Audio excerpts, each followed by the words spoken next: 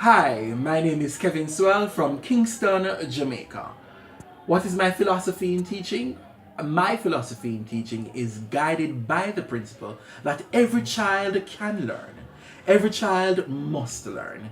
And with that said, as a reflective teacher myself, whatever means necessary that I need to do to make sure that a child learns their concept, learn topic that is being taught, I believe that I must go the extra mile as that teacher. So whether it is by the resources and the materials that will be provided to me, or that I will go and seek for myself, or whether the mere technology, the projector, the phone, the projector screen, whatever videos that I need to use to integrate in my lesson, I believe that my philosophy should entail that. Interaction. Classroom must be fun. Classroom must be engaging. Classroom must be appetizing for students, for them to want to come back to my class and for them to want to learn something more in the classroom setting. What are the key components of a good lesson plan? It must have objectives. Without objectives, it don't make no sense to write a lesson plan. And these objectives must be smart. It must be very, very smart in a way that the students at the end of the day can learn that of which is being taught to them. Another component, material, equipment. They need equipment. Without those things, we can't teach a good lesson. A lesson will not be that successful without the use of material, resource material, technology, and all of that. Another component that you will find that children come to the class with previous knowledge of a particular topic. And so it is for you as the reflective teacher to guide the process, to use that information that the children would know for them to understand better the key components or the key concepts that needs to be taught on that lesson. Another one, direct instruction. This is where you deliver the information, you deliver the concept, you deliver exactly that of which you want the child to know. Then you guide the process.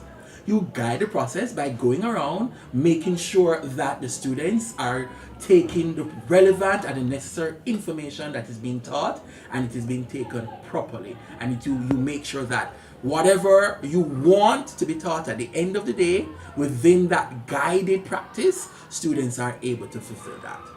What's next? Must have a closure or a wrap up. How do we wrap up the lesson? This is very important for a teacher. What do we want to summarize the lesson at the end of the day? What do we want our students to know? What key concepts they need to grasp at the end of the day?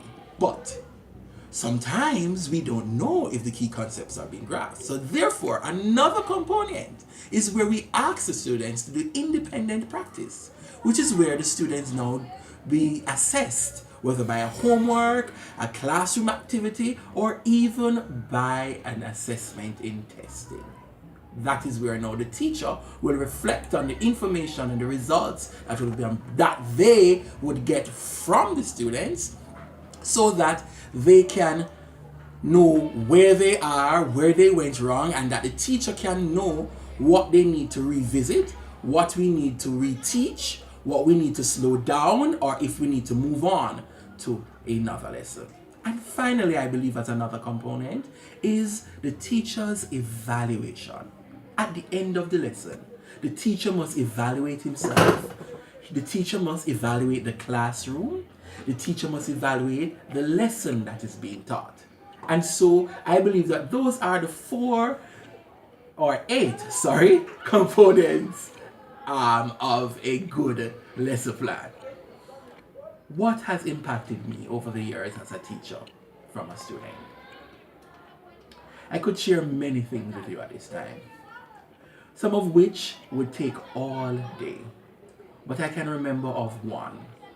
I remember when I got a particular student in my homeroom, and that student was very, very weak academically.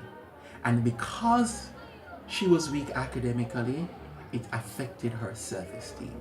It affected her drive to want to continue. My role was to make sure that she's motivated, or that she was motivated to continue and to do her best. So what I did, I engaged her and made sure that every time she decides to think of herself as a failure, every time she could think of herself that she is not good enough to pass my subject, I made sure that I gave her one-on-one. I encouraged her. I pushed her.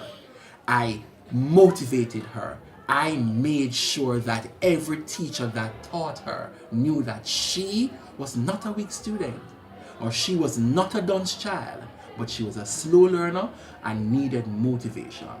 At the end of the day, she became successful. Right now, I'm proud to say that that very same girl is now doing her degree at the University of the West Indies at the Mona campus, studying social sciences. I couldn't want anything better than that.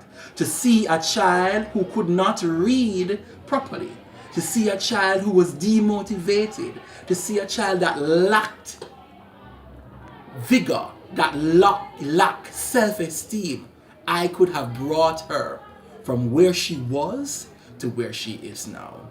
I'm not being boastful or pompous, but I think that made a remarkable time in my life. And for that, I love teaching. For those very same reason, where you can take a child from one side of the fence and carry them over to the next side of the fence. And for me, that's why I believe every child can learn, every child must learn. Thank you.